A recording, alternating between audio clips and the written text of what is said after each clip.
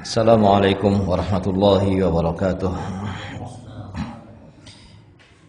Alhamdulillahi ala fadlihi wa ihsanih, wa syukru lahu ala taufiqihi wa amtinanih, wa asyhadu an la ilaha illallah wahdahu la syarika lah ta'ziman li sya'nih, wa asyhadu anna Muhammadan abduhu wa rasuluh ad-da'i ila ridwanih sallallahu alaihi wa ala alihi wa ashabihi wa man tabi'ahum bi ihsanin ila yaumiddin. Wasallama tasliman katsiran. Ma'asyiral muslimin rahimani wa rahimakumullah.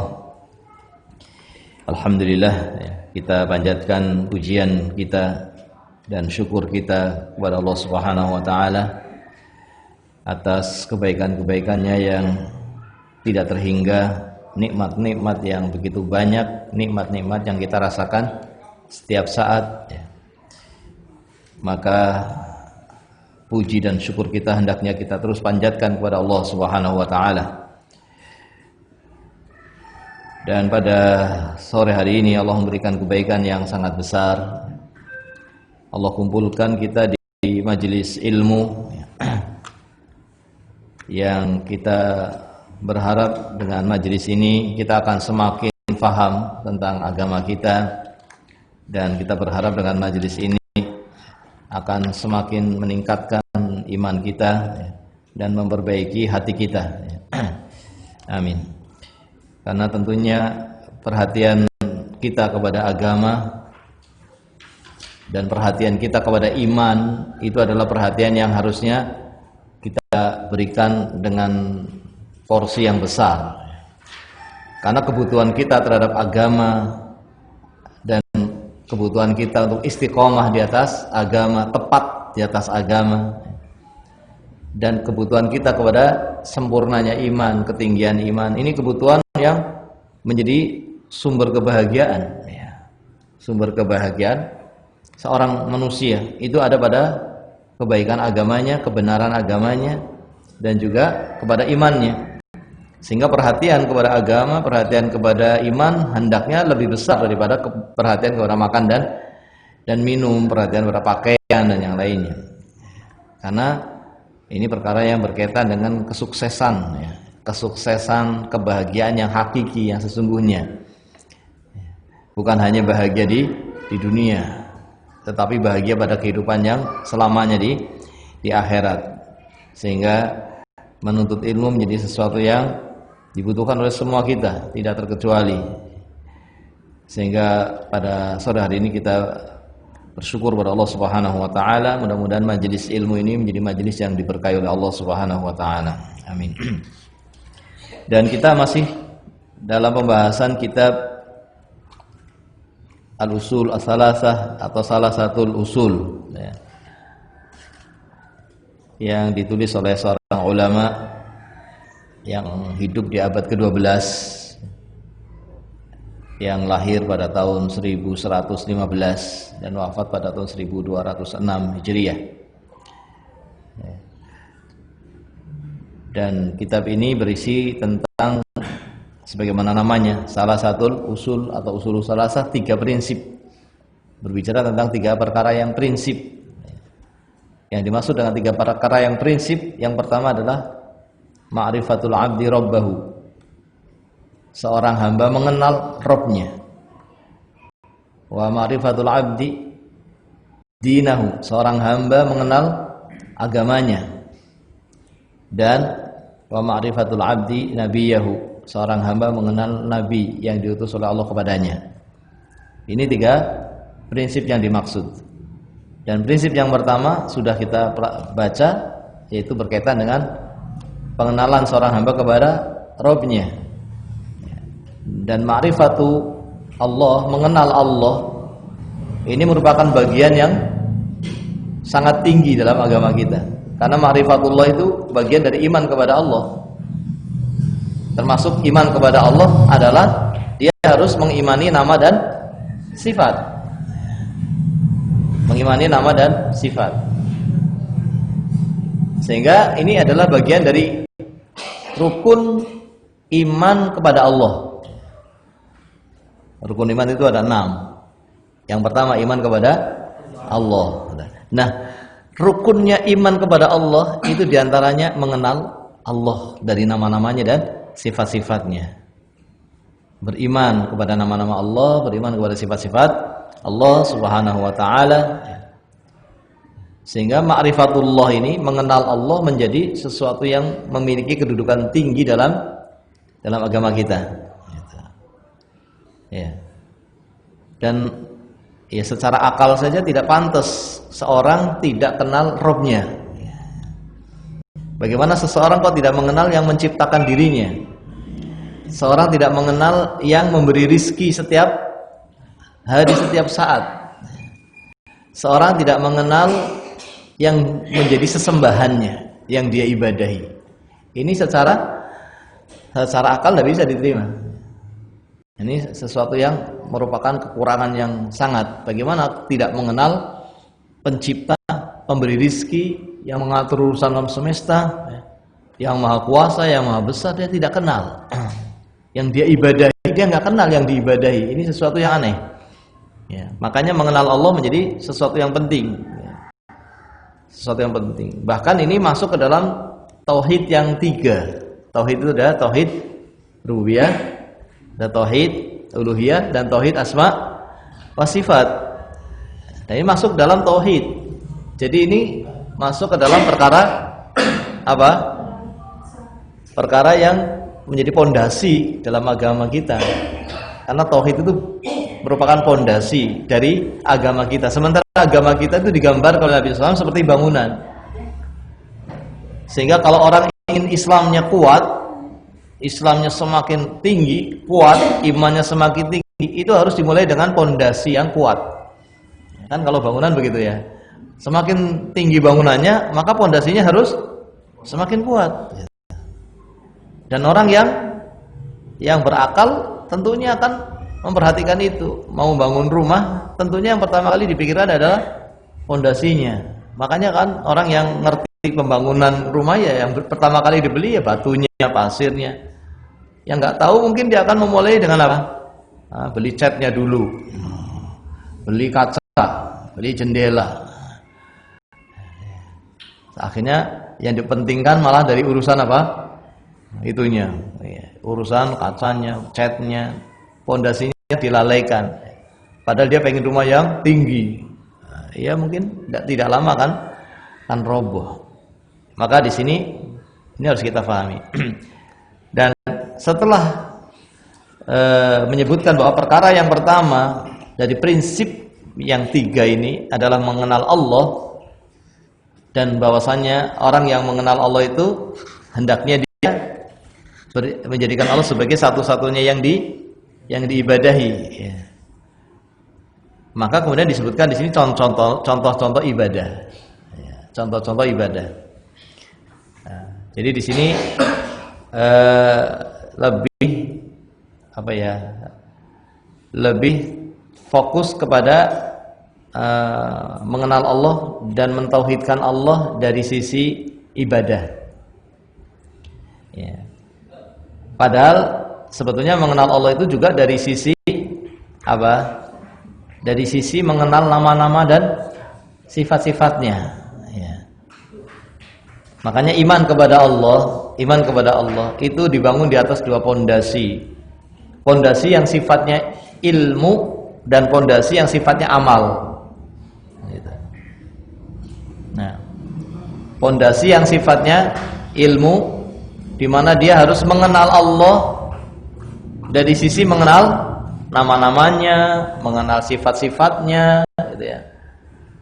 Dan dibangun juga pondasi yang kedua dari sisi amal. Amal itu dia harus beribadah kepada Allah, harus dimurnikan ibadah hanya untuk Allah, sehingga dia harus tahu macam-macam ibadah. Nah, yang di sini yang lebih ditekankan dari sisi apa? Yang amal. Makanya diberikan contoh di sini, contoh-contoh apa? Ibadah. Bukan dibahas contoh-contoh nama-nama Allah yang husna misalnya. Padahal itu juga bagian daripada ma'rifatullah.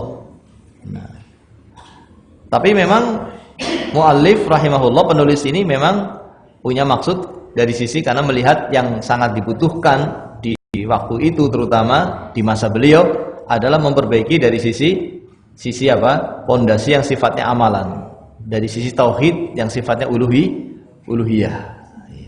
Karena kerusakan dalam masalah ini waktu itu apa? Luar biasa. Banyak orang yang berbuat syirik dan menyangka itu tidak apa-apa. Maka prinsip yang pertama ini arahnya kepada tauhid uluhiyah, yang itu bagian dari ma'rifatullah. Tapi sebetulnya ada sisi lain, dan itu tujuan diciptanya jin dan manusia. Sekarang kalau kita ditanya, apa tujuan diciptakannya jin dan manusia? Jawabannya apa? Untuk beribadah. Dalilnya sudah tidak asing. Allah berfirman, "Wa ma khalaqtul jinna wal insa illa liya'budun." Sudah hafal semuanya, alhamdulillah. Tapi sebetulnya ada maksud lain. Ada maksud lain dari diciptakannya jin dan manusia. Di samping untuk beribadah kepada Allah, juga ada satu maksud yang sangat besar, yaitu untuk mengenal siapa? Mengenal Allah. Untuk mengenal Allah. Makanya kalau kita lihat ayat-ayat Al-Quran, banyak sekali ayat-ayat yang memerintahkan kita untuk mengetahui Allah. Wa'lamu, ketahuilah bahwa Allah itu ala kulli syai'in qadir, bahwa Allah itu sami'un alim, bahwa Allah itu azizun hakim, bahwa Allah itu, sebutkan di situ. Wa'lamu, apalagi sebutkan, ketahuilah bahwa Allah itu namanya ini, sifatnya ini, namanya ini, sifatnya. Itu banyak dalam Al-Quran, perintah agar kita mengenal Allah. Maka mengenal Allah hukumnya apa? Wajib. Mengenal Allah hukumnya wajib. Dari mana kita bisa mengenal Allah? Dari nama-namanya dan dari sifat-sifatnya. Dan di sini untuk mengenal Allah dari nama-nama dan sifat-sifatnya itu kita harus mengikuti jalan yang tepat. Harus mengikuti jalan yang tepat. Kenapa? Karena ada jalan-jalan yang menyimpang. Ada jalan-jalan yang menyimpang. Sudah muncul kelompok dan mereka menulis tulisan dan dicetak. Dan tercampur di situ pengenalan kepada nama dan sifat antara hak dan batil. Padahal sebagaimana kita ketahui, yang hak itu nggak boleh dicampur dengan yang batil, nggak boleh, harus dipisah. Sehingga yang hak itu jadi hak. Kalau yang benar masih dicampur dengan yang batil, itu jadinya nggak benar lagi. Maka di sini dalam mengenal Allah, dalam kita mentauhidkan Allah dari nama dan sifat, itu harus melalui jalan yang benar. Assalamualaikum. Sehingga ditulislah oleh para ulama penjelasan tentang bagaimana sih jalan yang benar itu dalam mengenal Allah. Yang diantara prinsipnya adalah bahwa Ahlus Sunnah wal Jamaah itu orang-orang yang mengikuti Nabi sallallahu, mengikuti Rasulullah SAW dan para sahabatnya, itu mereka menggabungkan antara apa? Antara al-isbat, menetapkan, menerima berita-berita tentang nama dan sifat tadi, tapi ma'at tanzih, dan mensucikannya. Mensucikan dari apa? Kekurangan. Jadi kalau ada nama Allah datang diberitakan oleh Allah melalui Al-Quran. Kita mendengar nama Allah Al-Hayyu. Kita mendengar nama Allah Al-Qayyum. Misalnya dalam surat apa itu? Ayat Kursi. Kita mendengar Allah itu As-Sami'. Kita mendapatkan dalam Al-Quran Allah itu Al-Basir. Maka apa kewajiban kita terhadap nama-nama itu? Kita harus mengimani nama tersebut sebagai nama Allah. Dan kita harus meyakini nama Allah itu semuanya nama yang husna. Maka ada istilah Asmaul Husna. Siapa yang mensifati nama Allah dengan sifat husna? Siapa yang memerintahkan kita untuk kita meyakini bahwa nama Allah itu nama yang husna? Siapa? Allah. Allah yang memerintahkan kita untuk meyakini bahwa nama-nama Allah semuanya husna, dan itu khusus. Hanya Allah saja yang memiliki asmaul husna. Selain Allah, nama-namanya tidak bisa disifati dengan sifat yang husna. Maka ketika ada nama Allah, kita harus meyakini ini nama yang husna. Apa maksudnya nama yang husna? Nama yang husna itu nama yang menunjukkan sifat, nama yang memiliki makna. Dan makna ini menunjukkan sifat dari sifat Allah. Dan sifat itu sifat yang sempurna. Maka terkumpullah kita menetapkan dan kita mensucikan. Bisa dipahami tidak? Hah? Ya. Dan kita disuruh untuk beribadah dengan nama-nama Allah tadi. Baik itu ibadah yang bentuknya berdoa dengan memanggil nama Allah, atau ibadah yang bentuknya adalah mengamalkan nama tersebut. Dari kandungan nama tadi, karena nama itu memiliki makna, maka kita beribadah dengan makna yang terkandung dari nama Allah. Makanya semakin orang mengenal Allah, dia akan semakin takut kepada Allah. Dan itulah para ulama. Innama yakhshallahu min ibadihi al-ulama. Tidaklah yang takut kepada Allah kecuali para ulama. Kenapa? Dikatakan oleh Al-Imam Ibnu Katsir, karena mereka orang yang mengenal Allah.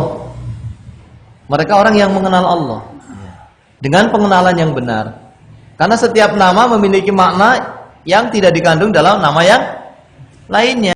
Sehingga kemudian beribadah dengan nama ini, beribadah dengan nama yang ini, yang semuanya nama-nama itu husna. Gitu. Ini tidak disinggung di sini.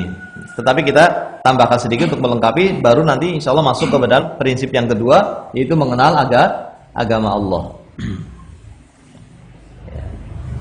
Mengenal Allah Subhanahu wa taala bisa dengan nama-namanya, bisa dengan sifat-sifatnya, dan ketika kita mengenal Allah dari namanya, kita harus meyakini nama itu nama yang husna. Dan nama yang husna itu nama yang memiliki makna yang menunjukkan sifat, dan sifatnya sifat yang sempurna. Contohnya apa? Al-Hayyu tadi.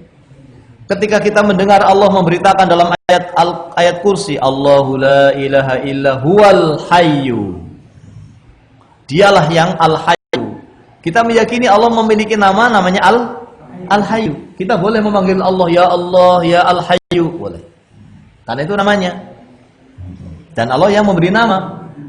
Dan kita meyakini sebagai nama. Tapi kita harus meyakini berikutnya apa? Bahwa nama Allah Al-Hayyu memiliki makna. Bukan nama yang tanpa makna. Beda dengan manusia. Kadang-kadang manusia punya nama tapi tidak ada maknanya. Namanya apa gitu. Kalau ditanya artinya siapa nama kamu? Enggak tahu, enggak ada artinya. Tapi nama Allah tidak, semuanya ada maknanya. Al-Hayyu memiliki makna. Allah itu hayah, dan Al-Hayah itu artinya hidup, dan hidup itu menjadi sifat Allah. Paham?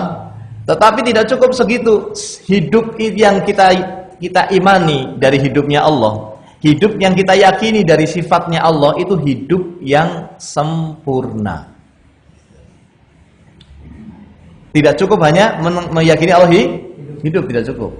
Hidup yang sempurna, yang tidak serupa dengan hidupnya makhluk, yang bersih dari kekurangan, suci dari kekurangan. Karena hidupnya hidup yang sempurna. Bagaimana hidup yang sempurna itu? Hidup yang tidak didahului dengan tidak ada. Itu hidup yang sempurna. Ada di antara manusia yang tadinya yang tidak pernah tidak ada. Manusia semuanya dari tidak ada menjadi ada. Karena hidupnya enggak sempurna. Allah hidupnya hidup yang sempurna, tidak pernah tidak ada, dan tidak pernah akan tidak ada. Tidak pernah akan tidak ada.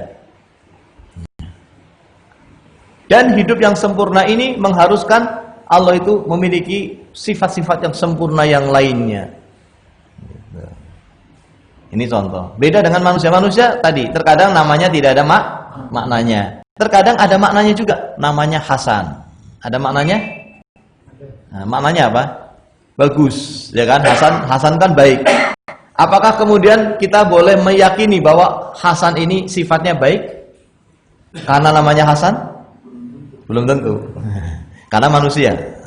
Tapi kalau Allah punya nama Hayyu, pasti Allah hidup dan hidupnya sempurna. Allah punya nama As-Sami', berarti Allah itu memiliki sifat sam'u, yaitu mendengar, dan pendengaran yang sempurna, suci dari kekurangan. Beda dengan manusia. Manusia namanya Hasan, belum tentu sifatnya Hasan. Meskipun itu namanya memiliki makna baik, tapi belum tentu orangnya baik. Karena ada juga Hasan yang masih di penjara 10 tahun sudah, belum keluar. Ada namanya ada yang namanya Khalid misalnya, tapi sudah mati. Atau pakai bahasa Jawa, ada yang namanya Selamat tapi sudah meninggal. Selamat kan maknanya sehat gitu, tapi sudah meninggal ada. Nah, ini manusia, tapi kalau Allah tidak. Semakin kita mengenal nama Allah, semakin kita akan tahu tentang Allah, maka kalau kita mengenalnya dengan benar, semakin kita akan beribadah kepada Allah. Ketika kita tahu Allah Sami', Allah Maha mendengar dengan pendengaran yang sempurna, berarti semua ucapan yang kita ucapkan didengar oleh Allah, baik yang keras ataupun yang lirih, didengar oleh Allah. Orang yang mengenal Allah kemudian dia, apa pantas saya berkata kotor? Apa pantas saya berkata dengan perkataan yang bermaksiat kepada Allah Subhanahu wa ta'ala? Maka jadilah dia kemudian menjadi orang yang takut dari perkata yang tidak diridhoi oleh Allah Subhanahu wa ta'ala.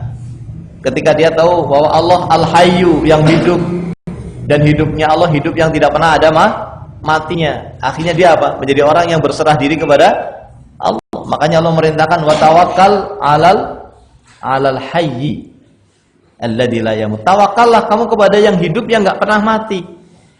Berarti cuma satu, siapa? Allah. Jangan tawakal sama manusia. Karena manusia itu mati.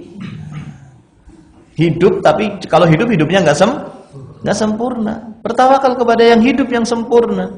Serahkan urusannya kepada yang hidupnya sempurna, kepada Allah Subhanahu wa ta'ala. Dengan tawakal yang benar. Karena ada juga orang yang memahami tawakal padahal bukan tawakal. Tawakal tapi nggak mau usaha. Itu namanya bukan apa? Bukan tawakal. Tawakal itu ada usaha. Setelah berusaha, seperti tawakalnya Nabi Muhammad SAW. Nabi Muhammad SAW ya, ketika hijrah, ke mana? Ke Madinah.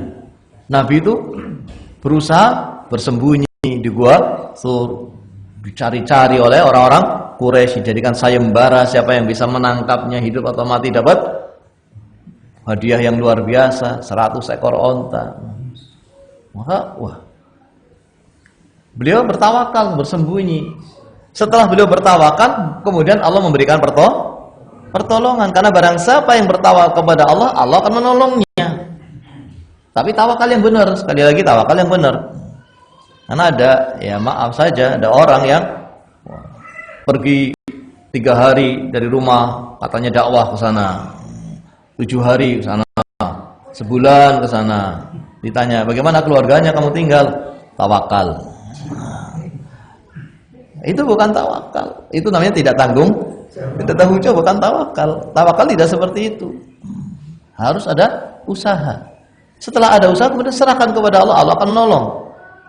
Sehingga ketika orang-orang musyrik itu mencari Nabi SAW sampai mereka sampai di atas gua, Allah menolong Nabi SAW sehingga mereka tidak melihat guanya. Guanya saja nggak kelihatan, apalagi yang ada di dalamnya kelihatan. Ketika Nabi SAW keluar dari rumah, ketika mau hijrah itu keluar dari rumah, itu pemuda-pemuda orang kafir Quraisy berkumpul untuk membunuh bersama-sama, nunggu di depan rumah. Kapan Nabi keluar, langsung dibunuh bersama-sama. Itu keputusan, ya. Keputusan yang merupakan usulnya setan, ya. Karena waktu itu mereka memutuskan untuk membunuh Nabi, tapi caranya bagaimana? Akhirnya mereka berkumpul, musyawarah di satu tempat, dan waktu musyawarah mereka berharap tidak ada yang tahu. Jangan sampai kebongkar hasil musyawarah membunuhnya pakai cara apa. Sehingga jangan sampai ada orang yang tidak dikenal itu apa? Tahu. Tapi setan pinter menjelma jadi manusia, meskipun tidak dikenal, tapi dia menjelma jadi orang Najd. Orang Najd itu orang yang dianggap berlian idenya. Meskipun tidak dikenal, ketika ditanya kamu siapa? Saya utusan dari Najd. Wah, langsung diterima. Karena orang-orang kafir Quraisy itu apa? Sangat mengagumi orang-orang Najd dengan ide-ide yang berlian. Dan betul setelah bermusyawarah, idenya setan ini yang menjelma jadi manusia yang diterima, yaitu apa? Bunuh secara bersama-sama. Kumpulkan, datangkan, utus pemuda-pemuda yang kuat dari masing-masing kabilah, kemudian bunuh secara apa? Bersama-sama. Tapi Allah Subhanahu wa taala Maha tahu, Maha mendengar. Allah memerintahkan malaikat Jibril untuk memberitahu Nabi Muhammad sallallahu alaihi wasallam bahwa nanti malam akan ada upaya pembunuhan. Maka kemudian Nabi SAW mengutus, nah ini namanya usaha, Ali bin Abi Thalib untuk tidur di tempatnya supaya dikira itu Nabi Muhammad SAW. Padahal itu bukan Nabi Muhammad, itu siapa? Ali bin Abi Thalib. Nabi Muhammad keluar, tapi setelah berusaha. Dan ketika keluar Allah tolong, tidak ada satupun pemuda ini yang melihat. Gak kelihatan, keluarnya jadi gak apa? Gak kelihatan. Bukan hanya gak kelihatan, disebutkan dalam riwayat Nabi mengambil debu dan orang-orang yang sudah, di bahasa sini apa? Nginceng apa ya? Nunggu membunuh itu, dikasih debu kepalanya. Kepalanya dikasih debu. Sampai kemudian Nabi meninggalkan tempat dan tidak ada yang tahu. Sampai kemudian ada yang mengingatkan, kamu lihat di sini lagi ngapain kumpul-kumpul di sini? Nunggu Nabi Muhammad keluar, padahal sudah apa? Sudah keluar. Akhirnya dicari-cari dan tidak ada yang bisa menemukan jejaknya. Ya. Dan ketika mereka sampai di atas gua, ketika Nabi bersembunyi di bawah, di dalam gua, namanya Gua Sur, sahabat Abu Bakar Siddiq sudah sedih akan keselamatan Nabi Muhammad SAW. Kemudian Nabi mengatakan, la tahzan, innallaha ma'ana. Kamu nggak usah sedih, kita akan ditolong oleh Allah. Allah bersama kita. Ini namanya yakin. Buah dari tawakal muncullah apa? Yakin. Akhirnya datanglah pertolongan Allah Subhanahu wa taala. Nah, ini yang tidak sampai ke sana pengenalan kita kepada Allah. Belum sampai ke sana. Kita berharap kita semakin mengenal Allah, semakin kita berserah diri kepada Allah. Semakin kita bersandar hanya kepada Allah. Bahwa yang lainnya itu lemah. Yang lainnya itu tidak pantas untuk kita bersandar kepadanya. Yang lainnya itu lemah, kita hanya bersandar kepada Allah Subhanahu wa taala, tapi dengan tawakal yang benar. Nah, muncullah ibadah yang namanya tawakal. Muncullah ibadah juga yang namanya ketika kita tahu Allah itu adalah Rahman, Ar-Rahman. Berarti Allah itu apa? Maha kasih sayang. Rahmatnya Allah sangat luas. Rahmatnya Allah sangat luas. Allah telah menetapkan pada dirinya untuk apa? Rahmatnya itu melebihi murkanya. Dan rahmatnya sangat luas. Sehingga orang yang mengenal Allah tidak akan putus asa. Bahkan harapannya sangat besar. Tapi sekali lagi, harapan yang benar. Karena ada juga orang yang salah paham menganggap itu harapan, padahal itu bukan apa? Bukan harapan, itu baru angan-angan. Ada orang yang berangan-angan tapi dianggapnya itu apa? Harapan. Itu bukan harapan. Ya. Bisa dibedakan apa tidak? Ada orang berangan-angan, Allah pasti akan mengampuni saya. Seakan-akan harapan dapat ampunan, tapi dia nggak mau taubat. Itu kira-kira angan-angan apa harapan? Hah? Itu angan-angan saja. Kalau kamu berharap Allah akan mengampuni kamu, betul. Tapi harapan yang benar yaitu dengan taubat. Sebesar apapun, sebanyak apapun dosa, kalau kamu bertobat dan berharap dengan harapan yang kuat, maka Allah akan mengampuni. Jangan sampai putus asa dengan ampunan Allah Subhanahu wa ta'ala. Apalagi saat mau meninggal dunia, jangan sampai putus asa untuk mendapatkan harapan masuk ke dalam surga. Ditingkatkan lagi harapannya lebih dari sebelumnya. Nah, tapi tadi harapan yang benar, ya. Harapan yang benar yaitu harapan yang diwujudkan dengan amalan, gitu. Diwujudkan dengan amalan-amalan. Orang kalau mau berharap tentunya dia ada usaha juga, ada amalan yang membuktikan benarnya harapan dia. Dan ini menjadi satu ibadah. Berharap itu jadi satu apa? Ibadah yang ada di dalam hati, sehingga membuat orang tidak putus asa dari rahmat Allah. Kenapa? Rahmatnya sangat luas. Meskipun saya orang yang dosa berkali-kali, saya yakin Allah akan mengampuni karena rahmatnya sangat luas. Begitu pula dalam masalah urusan dunia, dia tidak akan putus asa.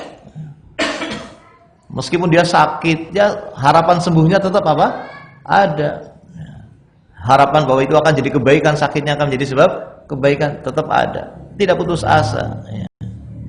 Apalagi dalam urusan dunia, maka ya, di situ tercela seseorang ketika dia putus asa dari rahmat Allah Subhanahu wa ta'ala.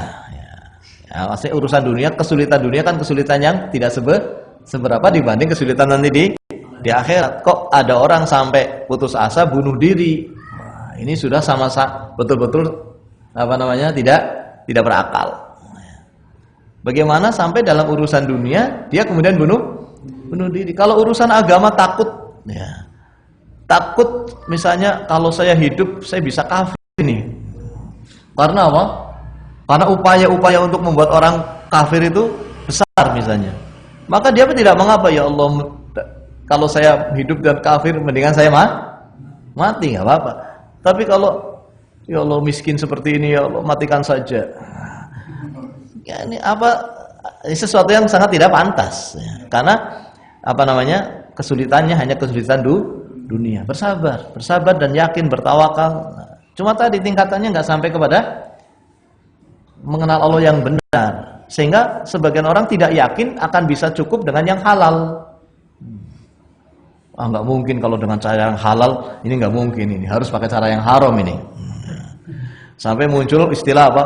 Oh, yang haram saja susah, apalagi yang halal. Ini sudah sama sekali yakinnya hampir nggak ada itu kepada Allah Subhanahu wa ta'ala. Kenapa tidak cukup dengan yang halal dan yakin akan datang apa? Akan datang pertolongan Allah Subhanahu wa ta'ala. Apa tidak yakin Allah Maha mampu untuk merubah yang sakit jadi sehat, yang miskin jadi kaya, dan seterusnya. Allah Maha mampu. Nah, maka tidak boleh putus asa. Tapi ini berkaitan dengan mengenal Allah. Kalau dia mengenal Allah sebagai Ar-Rahman dengan pengenalan yang benar, ini akan membuat dia menjadi orang yang beribadah kepada Allah dengan berbagai macam ibadah, karena nama-nama tadi menunjukkan makna, ada maknanya yang menunjukkan sifat, dan sifatnya sifat yang sempurna. Ya.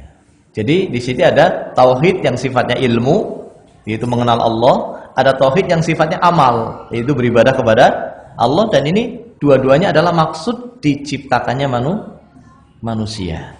Maksud diciptakan manusia untuk beribadah hanya kepada Allah dan untuk mengenal Allah Subhanahu wa ta'ala. Mengenal Allah Subhanahu wa ta'ala sehingga kemudian dia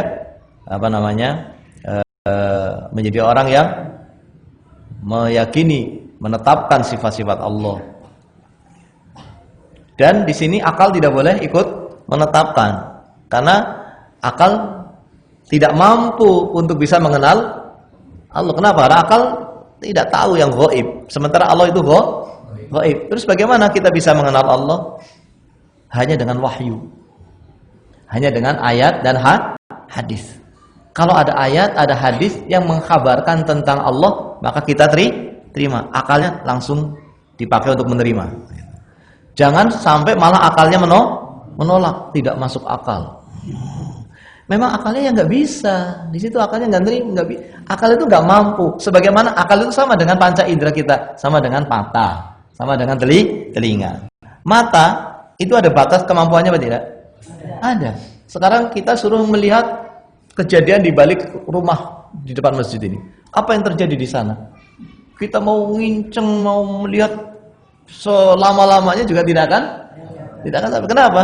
Tidak mampu. Akal juga begitu. Akal kok mau menetapkan nama, mau menetapkan sifat, akal nggak mampu di situ.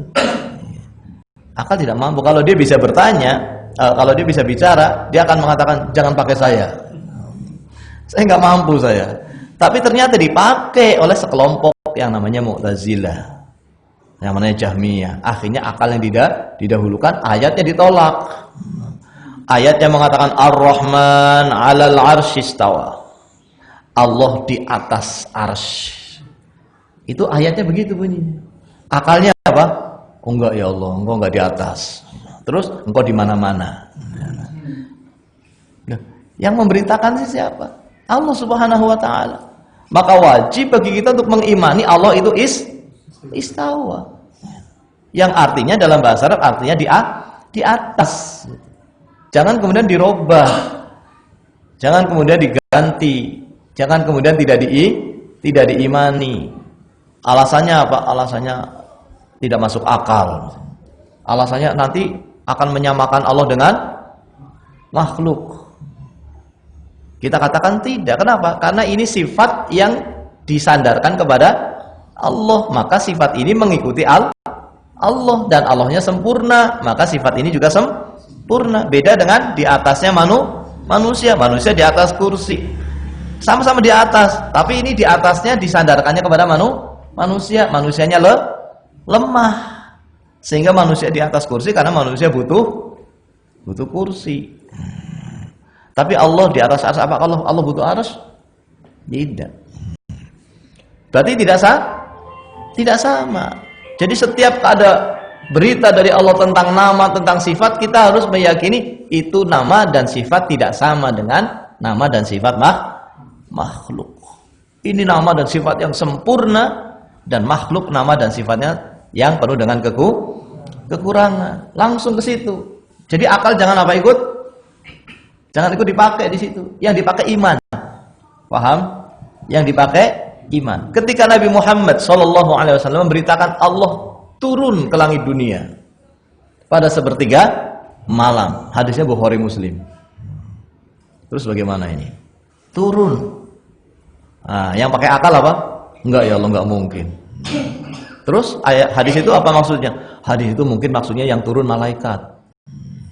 Dia tidak tahu kelanjutan hadisnya. Bahwa kelanjutan hadisnya Allah turun dan Allah mengatakan man yad'uni fa astajib lahu. Barang siapa yang berdoa kepadaku, aku akan kabulkan. Mungkinkah malaikat berkata begitu? Mungkinkah malaikat mengatakan barang siapa yang berdoa kepadaku akan kabulkan? Tidak. Ini hanya haknya Allah yang mengabulkan doa. Nah, maka tidak bisa dikatakan yang turun adalah apa? Malaikat. Oh, ganti lagi. Bukan malaikat, tapi apa? Rahmatnya Allah. Turunnya kemana? Ke langit dunia. Buat apa turunnya ke langit dunia? Kenapa tidak ke dunia? Ini kalau mau debat-debatan. Artinya kita harus mengimani Allah tuh turun pada sepertiga malam terakhir dengan turun yang tidak sama dengan turunnya makhluk. Karena ini turunnya Allah, satunya turunnya makhluk. Sekarang turunnya makhluk saja, sama apa tidak?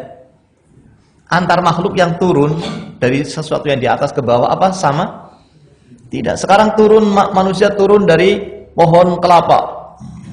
Satunya lagi turun dari lantai 9 ke lantai 1 pakai lift. Sama nggak turunnya?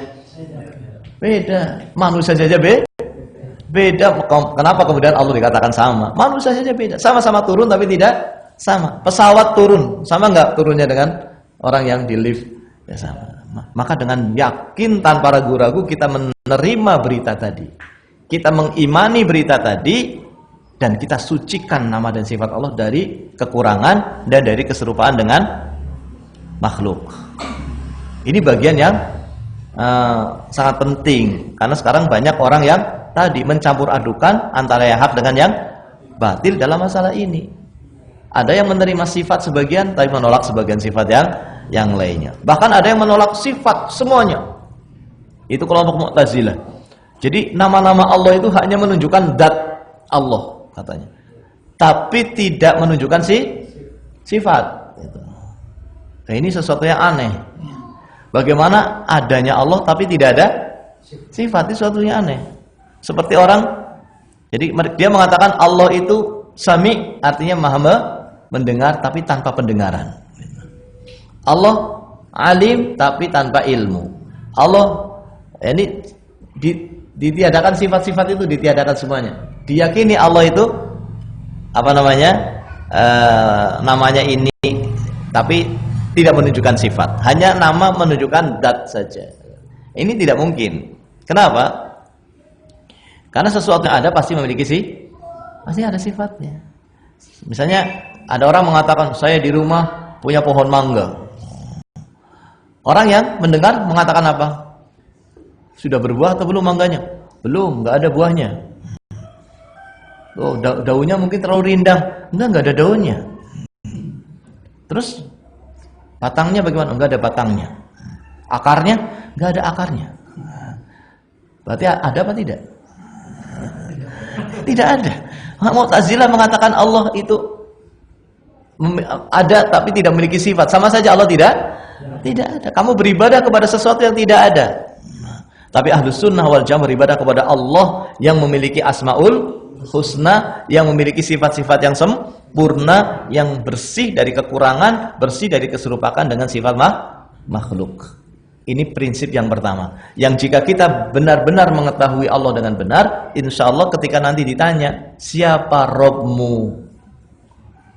Kita akan bisa menjawab, Robbi Allah. Yang jawab itu iman, bukan hafalan. Sekarang kalau hafal tapi nggak iman, nggak bisa jawab. Karena yang jawab itu iman. Ini prinsip yang pertama. Dan kita sudah selesai dari prinsip itu. Sekarang masuk ke prinsip yang kedua, yaitu ma'rifatul abdi dinahu. Seorang hamba mengenal agama. Dan ini juga penting, karena agama itulah yang kita gunakan untuk menuju kepada Allah. Yang kita gunakan untuk mendekatkan diri kita kepada Allah. Itu dengan apa? Dengan agama. Berarti kita harus mengenal agama kita. Terus dari mana kita mengenal agama kita? Ya sama, dari wahyu. Karena agama kita itu diturunkan oleh siapa?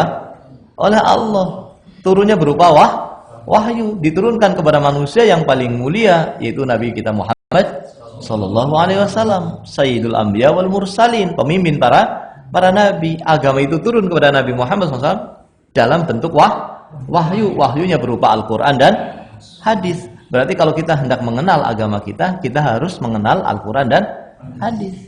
Harus mempelajarinya dari Al-Quran dan hadis. Harus kita mengatakan ini Islam karena Al-Quran mengatakan demikian. Ini Islam karena hadis mengatakan demikian. Salat itu Islam. Salat 5 waktu itu Islam. Puasa Ramadan itu Islam. Jangan kemudian kita nambahin ini Islam padahal nggak ada. Padahal tidak ada. Maka kita harus mengenal Islam, tapi mengenal Islamnya dengan dalil. Mengenal Islamnya dengan dalil, yaitu dari Quran dan hadis. Kita akan bisa mengenal Islam dengan benar melalui itu. Ini jalan satu-satunya. Kalau kita ingin mengenal Islam tapi tidak melalui apa? Mempelajari Al-Quran, tidak akan mempelajari hadis-hadis Nabi Sallallahu Alaihi Wasallam, maka kita tidak akan sampai. Tidak akan sampai. Tapi ya tadi tidak cukup dengan Quran dan hadis, harus melalui para ulama. Karena ulama itulah yang membawa agama setelah Nabi Muhammad Sallallahu Alaihi Wasallam. Al-ulama warasatul anbiya. Tetapi kita mengikuti ulama itu, mengikuti apanya? Petunjuknya, mengikuti penjelasannya, bukan semata-mata mengikuti ulamanya seakan-akan itu sebagai rasul. Tidak. Ulama itu kita ikuti bimbingannya, petunjuknya. Dan ucapan ulama bisa benar bisa salah. Yang salah tidak boleh kita ikuti, tapi juga tidak kemudian kita menjatuhkannya, tidak. Karena manusia bisa benar bisa salah. Kalaupun salah, ulama dapat pahala. Kita tetap menghormatinya. Tapi apakah kita mau ikuti? Kita benarkan? Tidak. Enggak, itu benar. Kenapa? Itu ustadz saya. Tidak bisa. Kalau ternyata hadisnya mengatakan salah, kita katakan itu salah. Kita katakan itu salah. Jadi butuh ulama, butuh ustadz, tapi tetap yang kita cari agama itu dari dalilnya. Yang kita ikuti adalah Nabi Muhammad Sallallahu Alaihi Wasallam. Yang kita itu ikuti adalah wahyu yang diturunkan oleh Allah Subhanahu wa Ta'ala. Nah, masih ada waktu? Ya. Dikatakan di sini al-aslu tsani ma'rifatu dinil islami bil adillah. Prinsip yang kedua adalah mengenal agama Islam dengan dalil-dalilnya. Sudah paham ya sampai sini? Wa huwa, dan Islam itu adalah al-istislam lillah bitauhid. Ini mau disebutkan hakikatnya. Hakikat Islam itu apa? Karena kita harus tahu hakikat. Hakikat dari sesuatu yang kita mau ketahui itu apa. Jangan sampai kita nggak ngerti apa hakikatnya. Kita hanya tahu sholat misalnya. Ayo sholat. Terus dia sholat. Tapi nggak ngerti hakikat sholat. Akhirnya sholatnya ya ruku, sujud. Tapi asal-asalan. Asal melakukan. Bagaimana ini? Diterima apa tidak? Bisa jadi sholatnya tidak diterima. Apa mungkin sholat tidak diterima? Hah? Mungkin. Pernah di zaman Nabi Sallallahu Alaihi Wasallam ada seorang sholat, kemudian Nabi mengatakan irji fasolli fa innaka lam tusolli. Kamu sholat lagi. Kamu belum sholat. Kemudian dia sholat lagi. Setelah selesai sholat datang kepada Nabi mengucapkan salam kepada Nabi. Setelah Nabi menjawab salamnya, Nabi mengatakan kamu balik lagi sana sholat lagi. Kamu belum sholat. Berarti sholat itu ada hakikatnya, bukan sekedar gerakan, ada hakikatnya. Sampai akhirnya yang ketiga kali dia mengatakan, sebelum diperintah lagi dia mengatakan, ya Rasulullah, la uhsin illa hadza. Aku enggak bisa sholat kecuali kayak gini. Maka ajarilah aku sholat. Kemudian diajari sholat, ternyata dia tidak tumak nina. Berarti sholat itu hakikatnya sholat ada tumak ninanya. Ketika ruku, rukunya tumak nina. Ketika sujud, sujudnya tumak nina. Ketika bangkit dari ruku juga tumak nina. Ada tumak ninanya.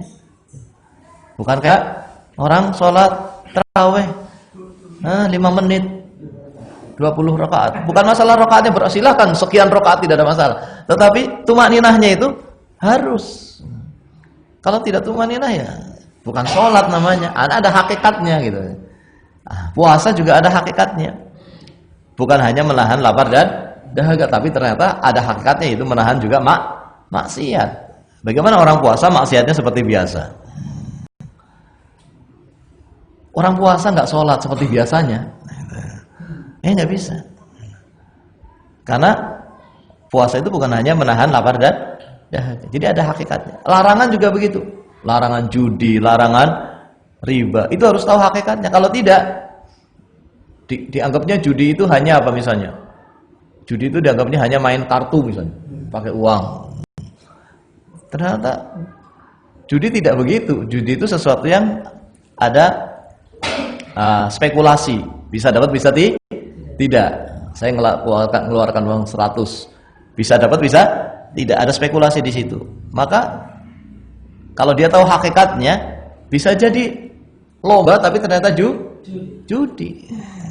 Bisa jadi itu namanya lomba tapi hakikatnya judi. Nah, kalau sama setan hakikatnya dirubah. Kalau kita tidak tahu hakikatnya, tertipu apa tidak? Tertipu. Riba diganti hakikatnya tidak tahu, diganti namanya jadi bunga. Wah, indah apa tidak itu? Indah. Padahal itu racun. Tapi karena dirubah namanya, terus kita nggak tahu hakikatnya. Dikiranya sudah berubah, padahal itu masih yang namanya riba misalnya. Maka di sini hakikat itu penting. Nah, di sini akan dijelaskan hakikat daripada Islam.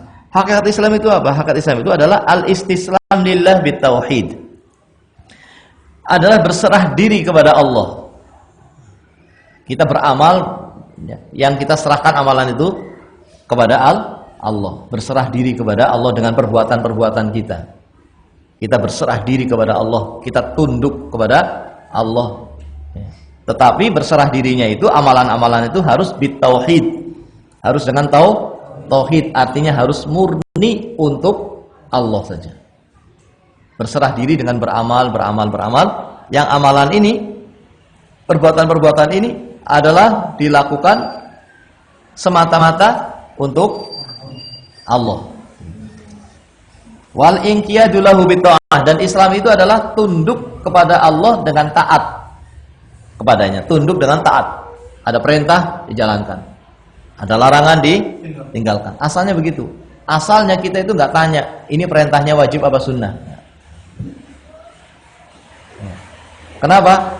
Karena asalnya itu kita diperintah dan perintah itu dijalankan meskipun sunnah. Sekarang kan ada orang yang bertanya setelah tahu sunnah, niatnya untuk apa? Oh sunnah, berarti nggak usah saya lakukan lah. Akhirnya nggak usah, ujungnya tidak mau melakukan. Ini tidak benar. Allah Subhanahu wa taala berfirman, "Fal yahdharil ladzina yukhalifuna an amrihi an tusibahum fitnah aw yusibahum adzabun alim." Hati-hati orang yang menyelisihi ajaran Rasulullah sallallahu alaihi wasallam. Hati-hati. Kenapa? Bisa terkena fitnah dan bisa terkena azab yang sangat keras. Jadi ya kita jalankan saja, meskipun itu mungkin sunnah, tetap kita berusaha untuk menjalankannya. Ketika tidak bisa menjalankan, baru tanya. Tadi saya nggak sholat setelah sholat maghrib, nggak sholat 2 rakaat setelah sholat maghrib, dosa apa tidak Ustaz? Baru kita katakan tidak, karena hukumnya sunnah. Jadi ketika tidak melakukan, dia baru bertanya gitu. Jangan saat sholat setelah maghrib hukumnya apa? Sunnah. Oh berarti nggak usah ya. Kita berusaha untuk apa? Menjalankan. Berusaha untuk menjalankan agama ini, baik yang wajib ataupun yang sunnahnya. Tetapi tentu yang wajib didahulukan daripada yang sunnah. Kalau bertabrakan harus didahulukan yang wajib, baru setelah itu yang sunnah. Jadi Islam itu tunduk kepada Allah dengan taat. Taat itu baik menjalankan perintah ataupun meninggalkan larangan. Baik itu perintah yang wajib atau perintah yang sunnah, baik itu larangan yang haram ataupun larangan yang makruh, tinggalkan. Ya. Itu asalnya demikian. Kemudian wal bara'atu minasyirki wa ahli, dan Islam itu adalah berlepas diri dari syirik. Islam itu jauh dari yang namanya syirik, bahkan wa ahlihi, jauh dari pelaku syirik. Putus hubungan, tidak ada cinta sama sekali dengan pelaku syirik. Tidak ada cinta. Putus hubungan itu maksudnya hubungan cinta, ya. Nggak ada cinta. Tapi kalau dagang ya nggak apa-apa. Asal dagangnya bukan untuk membantu syirik. Kalau dia mengatakan, saya mau carikan saya ayam cemani ya, hitam ini untuk berbuat syirik, maka kita tidak boleh apa? Nggak boleh mencarikan, bahkan menjual kepada dia nggak boleh, nggak boleh. Kalau kita tahu untuk syirik, tapi kalau kita nggak tahu nggak usah tanya-tanya. Saya mau beli ayam, kamu punya ayam nggak? Mau buat apa? Nggak usah. Nggak usah tanya mau buat apa, nggak perlu. Tapi kalau dia yang ngasih tahu, maka kita tidak boleh apa? Membantu kemaksiatan, apalagi yang namanya apa? Syirikan. Nah, ini berlepas diri. Berlepas diri itu artinya bukan hanya tidak melakukan, tapi tidak mendukung, tidak membenarkan, tidak mendukung, tidak membenarkan. Ini Islam. Ini hakikat Islam. Sekarang banyak orang yang mengaku Islam tapi nggak ngerti hakikatnya. Ngaku Islam tapi nggak mau meninggalkan syirik. Ngaku Islam tapi tidak mau tunduk dan taat kepada Allah, padahal tahu itu wajib. Contohnya apa? Maunya dikatakan Islam tapi nggak mau sholat 5 waktu. Padahal dia tahu itu wajib, bahkan itu bukan wajib, fardu. Beda nggak fardu sama wajib? Fardu itu di atasnya wajib. Fardu itu di atasnya wajib. Bahkan itu tiangnya agama. Bagaimana mau dikatakan Islam, Muslim, tapi nggak mau sholat? Padahal sholat sesuatu yang sangat besar dalam agama kita. Kalau kita lihat sejarah turunnya perintah sholat, bagaimana Allah menurunkan perintah sholat? Tidak sebagaimana perintah yang lainnya, ini datangnya di langit sana. Nabi Muhammad diajak bicara oleh Allah, mendengar kalam Allah, dan disyariatkan di tempat yang sangat tinggi, di Sidratil Muntaha, setelah langit yang ketujuh. Kita langit yang pertama aja kita nggak bisa ngelihat di mana langit yang pertama itu. Kelihatannya cuma biru saja. Biru itu bukan langitnya ya. Nah, itu karena saking tingginya jadi biru. Kayak laut, saking tinggi, dalamnya jadi biru. Tapi kalau kita ambil airnya biru apa tidak? Tidak. Langit juga nggak biru. Ya itu yang kita lihat saja. Artinya kita sebetulnya nggak ngelihat bendanya. Langit itu punya pintu. Dan kalau ada orang mati dibawa oleh malaikat minta dibukakan apa? Pintu. Kalau dia orang musyrik, orang kafir, nggak akan dibukakan, langsung dilempar dari langit. Dilempar ruhnya dari langit. Beda dengan rohnya orang yang muslim, yang bertauhid, akan dibukakan pintu, dibawa oleh malaikat dan baunya wangi. Dibuka pintu yang pertama, dari pintu yang pertama akan diikuti malaikat-malaikat yang lainnya, dipuji. Siapa ini? Ruhnya siapa? Disebutkan namanya, ini ruhnya ini. Maka sholat itu disyariatkan di tempat yang sangat tinggi, yang sangat mulia, tempat yang belum pernah dijangkau oleh manusia. Mungkin malaikat juga belum jangkau ke sana, karena malaikat Jibril juga nggak sampai ke sana ketika mengantar Nabi, ya, dalam peristiwa Mi'raj. Ya ini Islam. Ya. Jadi bukan hanya pengakuan, tapi berserah diri dengan perbuatan-perbuatan yang diserahkan untuk Allah, ya, semata-mata kepada Allah, dari berbagai ibadah hanya untuk Allah, khusus untuk Allah saja. Kalau itu ibadah, maka itu khusus hanya untuk Allah saja. Dan sudah kita bahas tentang macam-macam ibadah.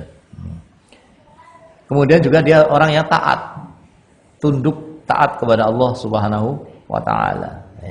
Dia siap untuk diatur dengan aturan yang ditetapkan oleh Allah Subhanahu wa Ta'ala, dan dia berlepas diri dari syirik, dan dia juga berlepas diri dari pelaku-pelaku syirik. Wa huwa salah satu maratib, dan Islam itu ada 3 tingkatan. Jadi kalau orang sudah masuk Islam, itu tingkatannya nggak sama. Tingkatannya nggak sama. Karena Islamnya tidak sama. Tingkatannya beda-beda.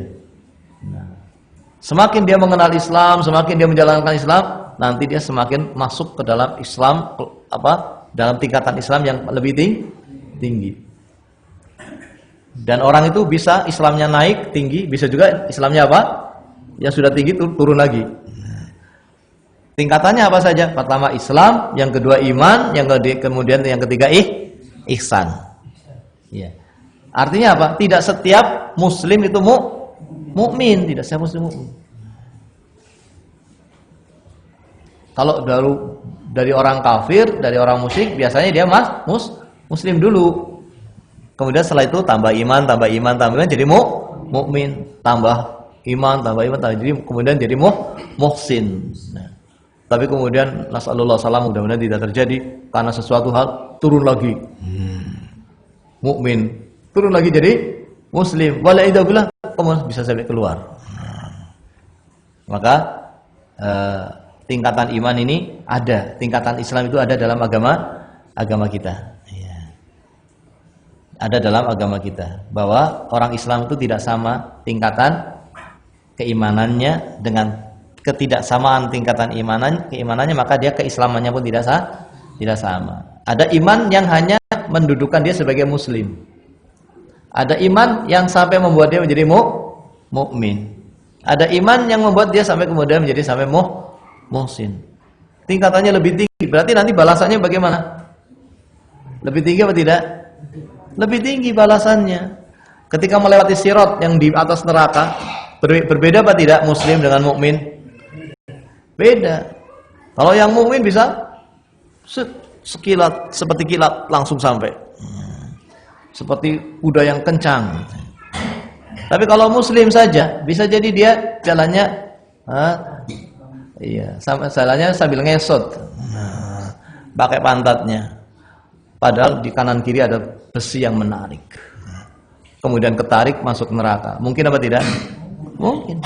Orang muslim bisa masuk neraka meskipun nanti pasti dia masuk surga. Tapi orang yang beriman tidak. Langsung dia bisa melewati sirat. Nah, orang kafir bagaimana? Orang kafir langsung dilempar saja.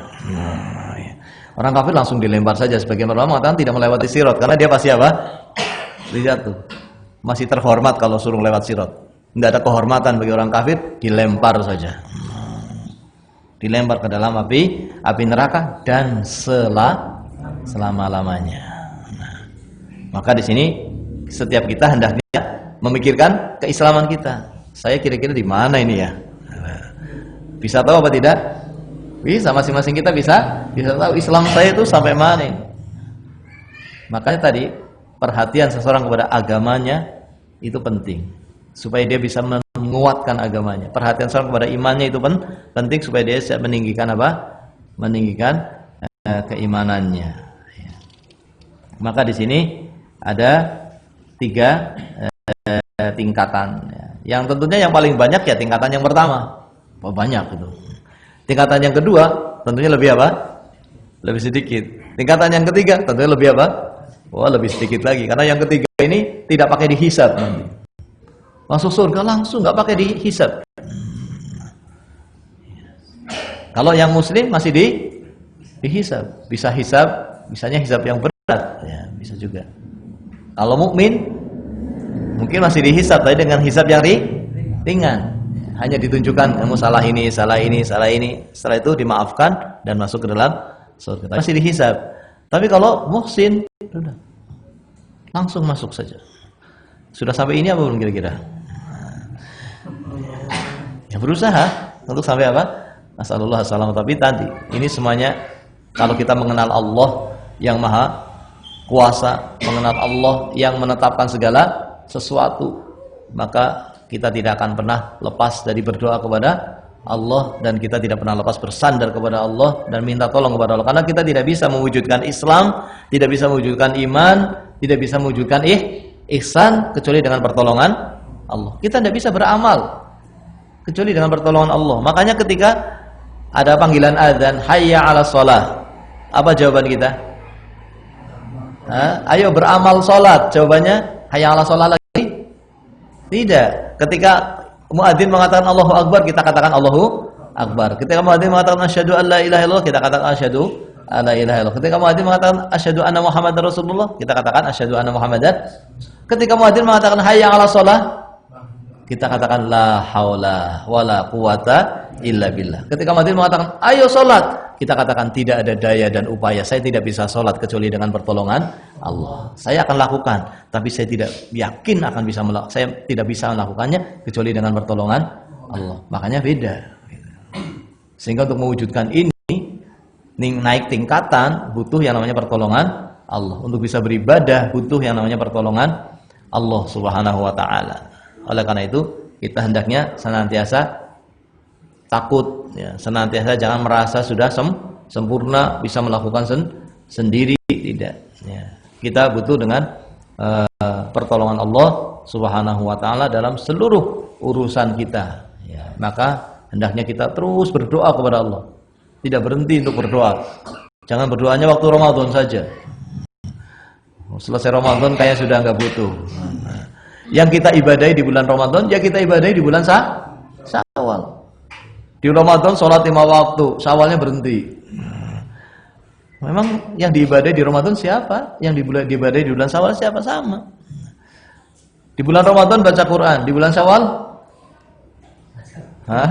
Qurannya dimasukkan lemari, dikunci, kuncinya hilang. Bagaimana membaca? Tetap membaca, meskipun bedanya apa? Bedanya kalau di bulan Ramadan khatam berkali-kali. Di luar Ramadan ya sebulan sekali lah gitu. Nah, khatam 30 juz maksudnya ya, bukan juz amma. Nah, ini tetap ada apa?